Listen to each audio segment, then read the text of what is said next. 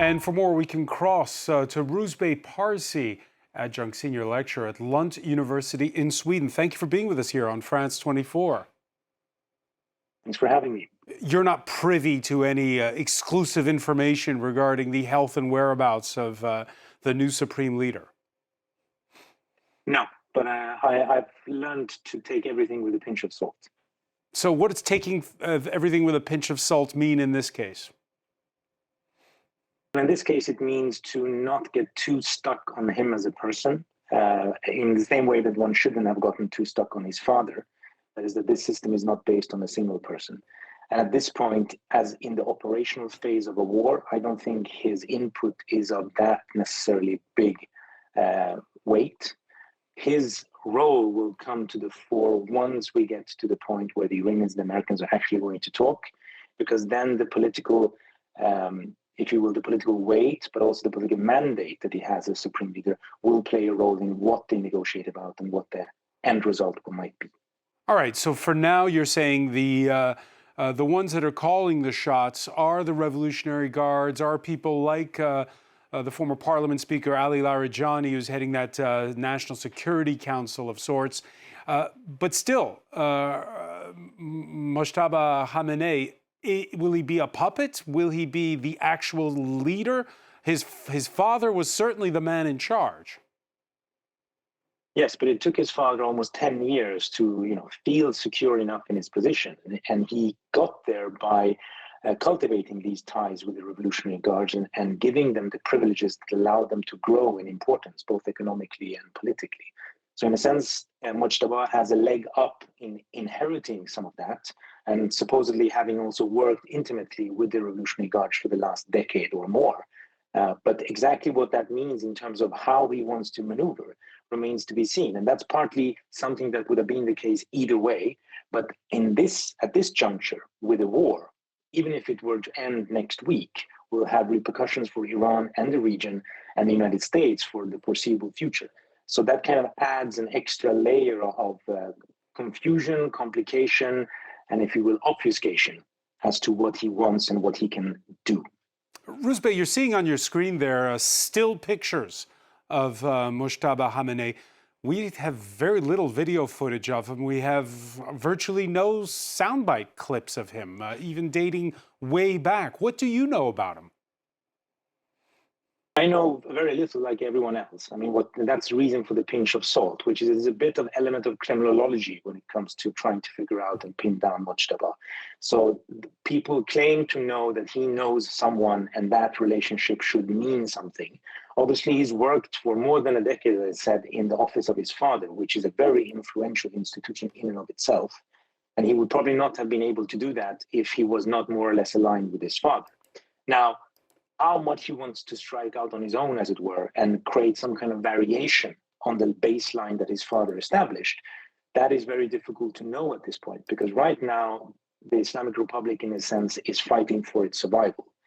And I think they need to kind of get through that first before, if they do, that is, which is obviously not, that's still an open question. And if they do, then we will see exactly what he wants to do and who is with him when he wants to do whatever it is he wants to do.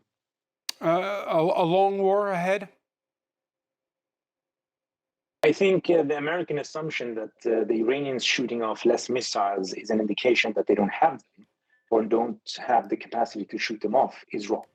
I'm not saying that I know how many missiles they have, but I think it's also a bit, if you will, it's a big assumption and leap of imagination to claim that just because they're not shooting them means that they don't have them.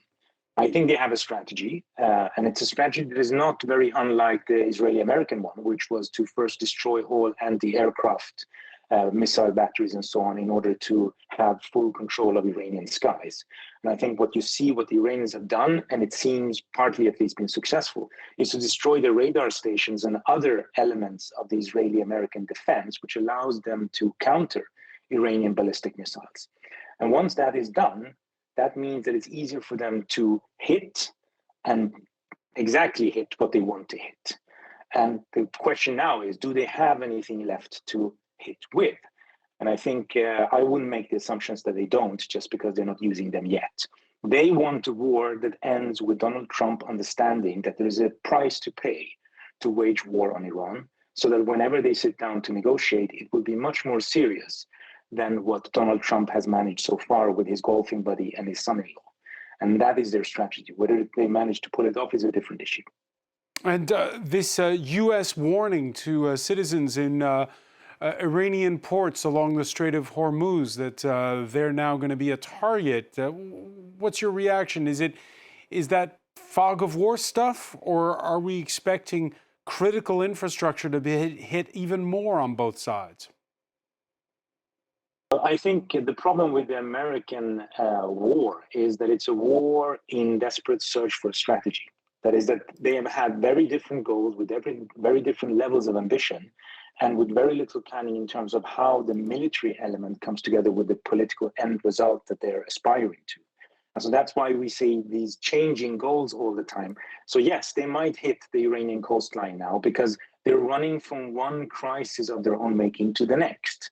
If they had known from the beginning what they wanted, it would have been easier for them to achieve it. And they would have known when to try and, in a sense, get the Iranians back to the negotiation table. But now the Iranians, I think, are going to play this game their own way.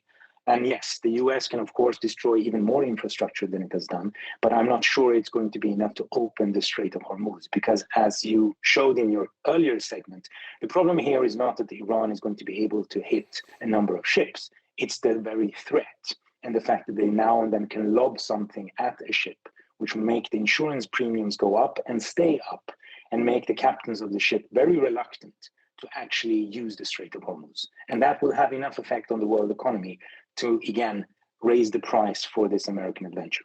Rouzbeh Parsi, there's a man with a differing point of view. He's the President of the United States and spoke a short while ago. Let's take a listen to Donald Trump. Are you talking to the CEOs of various oil companies, encouraging them to use the Strait of Hormuz right now? They should. I think they should. I think they should use the Strait. How do you In my respond? opinion, look, we took out just about all of their mine ships in one night. We're up to boat number 60. I didn't realize they had that big a Navy. I would say it was big and ineffective. But every one of their ships, just about all of their Navy is gone. Bottom of the sea. Mr. President, how do you respond? Mr. President, how Have they laid any mines in the Strait of Hormuz? We don't think so. Rouzbeh Parsi, we know that Iranian public opinion is anything but a monolith. There are a myriad of points of views. Iranians still shocked by what happened back in January, when thousands, perhaps tens of thousands, were slaughtered by the regime during nationwide protests. How has the mood shifted over the last 12 days from what you've seen? I think obviously there are people in Iran who are so alienated by a government that so easily kills its own citizens that some of them were desperate enough to think that anything is better than this. And if the Israelis and the Americans can dislodge this government and this state, then it's worth the price. But I think they did not necessarily understand just how high that price would be, because they assumed, if you will, if we take the kind interpretation, they assumed that the Israelis and the Americans meant it when they said that they want this for the best of the population of Iran. And I think they've now seen that when you're attacking a country of the size of Iran and you don't have the political capital to actually put ground troops on the ground in Iran, you're going to do it from the air. And what you are doing is you're degrading societal institutions and destroying a state. That is the closest thing to a strategy that you end up with. And that obviously means that there's a high and huge price for the population to pay for this war. And it will not necessarily still guarantee success. So it's even that price will not guarantee that the Islamic Republic will fall. So you might end up in the worst of every world possible. So I think you're seeing some buyer's remorse from people who thought that this was going to be a surgical strike and it would somehow decapitate the government and everyone else would basically just flee and leave the streets open for the opposition to take over. Rouzbeh Parsi, so many thanks for joining us from Lund in Sweden.